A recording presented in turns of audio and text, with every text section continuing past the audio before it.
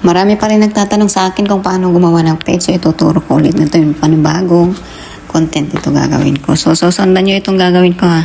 Mas maganda kasi ang page na gamitin para sa mga vlog natin, para separate sa private life mo. Kung gusto mo i-separate yung family mo at saka yung sa vlog mo is mas maganda talaga itong page.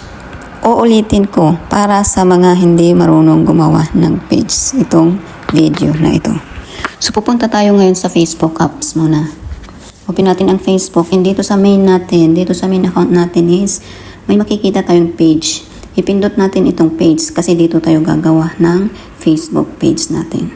Bago tayo mag-proceed is ipakita ko muna itong page ko. Itong sa right side is yan ang page ko. Nakalagay lang yan sa right side. So ito lang ang page ko, iisa. So gagawa tayo ngayon ng page. Ipindot mo lang itong create, and then may lalabas dyan na create your page.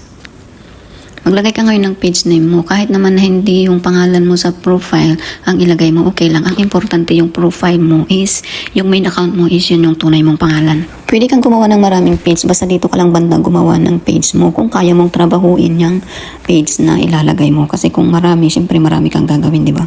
So dahil meron na akong page, basta sundan nyo lang yan, makakagawa kayo. I-cancel muna natin at ipapakita ko sa inyo kung paano magpunta sa page at kung paano papunta sa profile. Pwede mo rin ipindot ito at lalabas ka agad yung switch. Pwede kang mag-switch dyan or pwede yung ituturo ko mamaya.